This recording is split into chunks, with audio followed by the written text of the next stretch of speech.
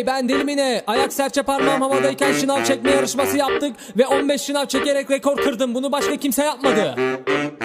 Pisi başından kalkmayan asosyalin tekiydin. O yüzden onlara ailem dedin. Şimdi kes lan sesi.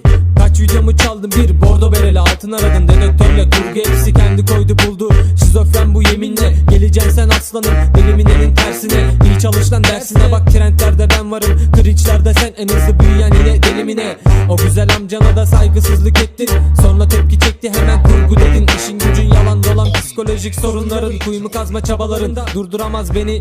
En büyük benim bir gün, inanırım ben yürekten, sen bahsedersin yaraktan kürekten. Bir siktir git GTA oyna, hayatta kalmak ne haddine, ölmelisin zaten. Beyni boş bir bedendesin, yaşamak mı çaren? Üniversite mezunu, olimpiyat sporcusu, ülkemizi temsil ettim o Minecraft takılırken. Sonra girdim YouTube'a ve bir senede 2 milyon çekemezsin beni, çünkü itiyorum gevşekleri. Üniversite mezunu, olimpiyat sporcusu, ülkemizi temsil ettim o Minecraft takılırken. Sonra girdim YouTube'a ve bir senede 2 milyon çekemezsin beni, çünkü itiyorum gevşekleri. Delimine bana diss atmış, bu aileme atılan disstir, biz aileyiz hepimiz bu şarkıyı ailem için. Deli misin, mal mısın, nesin bilmem ama sen olimpiyatta temsil ettin, bense YouTube'da. Şimdi defol git lan branşına, bura benim saham. Madem o kadar gurur duyuyorsun, devam edeceksin sporuna. Kurdum burada kendi medyamı ve şimdi 10 milyonum. Kanal benim, video benim, istediğimi oynarım. 7 milyon kitlem vardı ceplerimde nakitler, sen Survivor'a gitmek için Acun'a gök verirken. Şerit Brothers'a yaptın, atar boksa davet ettin, sonra korktun o anda.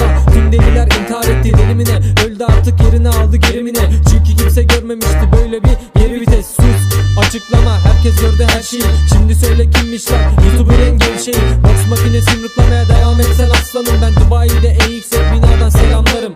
Cam kırıklarında yürüdün, uçurumdan atladın, bir siktirmediğin kaldı, amına kodumun aptalı. Bu kadar hırslanma, bu delilik değil mallık. Ne yaparsan yap birinci olamayacaksın artık. Cam kırıklarında yürüdün, uçurumdan atladın, bir siktirmediğin kaldı, amına kodumun aptalı. Bu kadar hırslanma, bu delilik değil mallık. Ne yaparsan yap birinci olamayacaksın artık. Delimine BS Enes Batur kapışması sona erdi. Kimin kazandığını yorumlarda belirtmeyi unutmayın ve video like atmayı, kanala abone olmayı da unutmayın. Hep raple kalın, Avera TV'yi beklemede kalın. Görüşmek üzere bir dahaki videolarda ve kapışmalarda, görüşmek üzere.